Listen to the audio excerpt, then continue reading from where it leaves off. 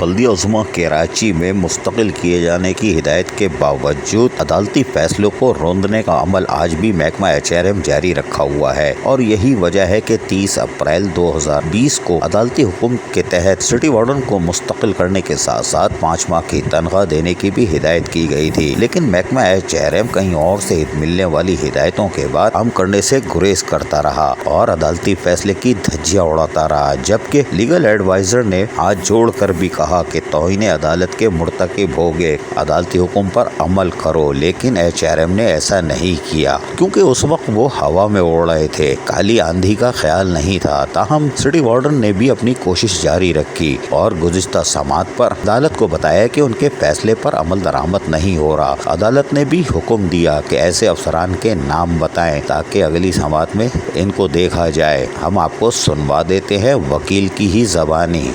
Regularisation के हवाले से लगी थी अल्ताफ शकूर की हिदायत। आज हमने एक कंटेम्प्ट फाइल कर दी जिसके अंदर हमने सैलरी जो हमारी रिलीज़ कर दी उस पर इंटरेस्ट के लिए और हमारी रेगुलराइजेशन को सुना नहीं जा रहा उसके लिए मौजूदा अदालत ने हमें हिदायत की है कि उन लोगों का नाम बताइए जिन्होंने कंटेम्प्ट करी है। लिहाजा नेक्स्ट डेट पे हम उन लोगों के नाम बताने जा रहे हैं जिन्होंने हमारे कंटेम्प्ट करी है। जबकि इस मौके पर सिटी वार्डन जिन्होंने दरख्वास्त दायर की थी वो क्या कह रहे हैं, सुनिए इनकी।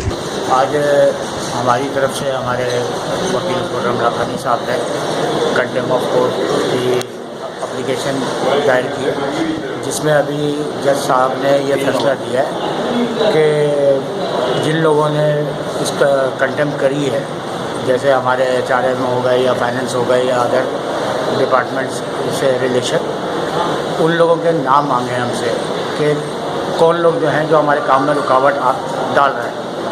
तो नेक्स्ट डेट जो हमें वकील साहब ने दी है उसके मुताबिक हमें ये चीज़ देनी है कि हमने अपने उन लोगों के अफसरानों के नाम शो करने हैं। तो इंशाल्लाह मैं आज या कल शाम को वकील साहब के हैंड ओवर करूँगा।